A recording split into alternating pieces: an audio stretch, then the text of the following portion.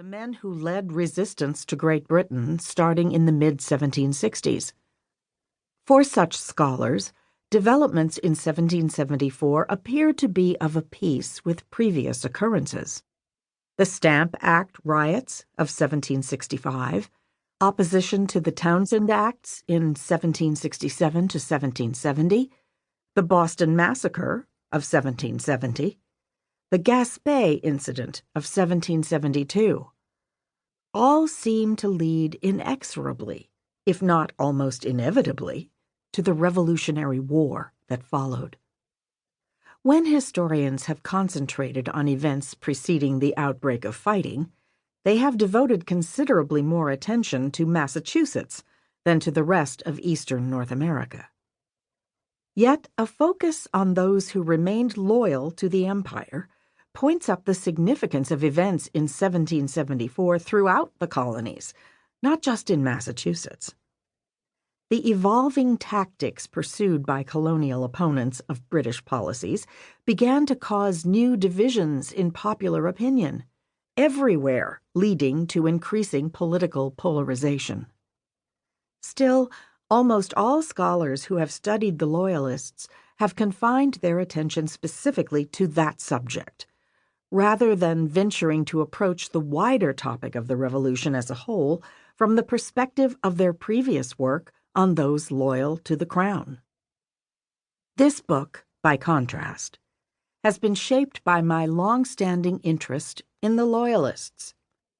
Rather than viewing the months between December 1773 and April 1775 with the common implicit or explicit assumption that resistance leaders commanded a people largely unified around a radical agenda, it reveals the many debates, disagreements, and disruptions that characterized the period in all the colonies, from New Hampshire south to Georgia.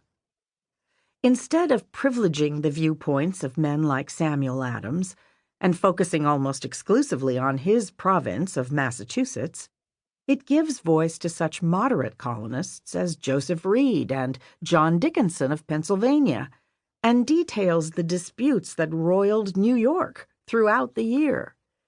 It pays attention to the opinions of colonial officials and others who sent regular reports to London about political circumstances in their colonies. It also analyzes the writings of the Loyalist pamphleteers, who first published their vehement dissents while the Continental Congress was in session in September, and examines how more radical authors responded to Loyalists' arguments. I aim, in short, to include the views of all of those who participated in formal political discourse in the colonies in 1774, regardless of their gender, race, or place of residence.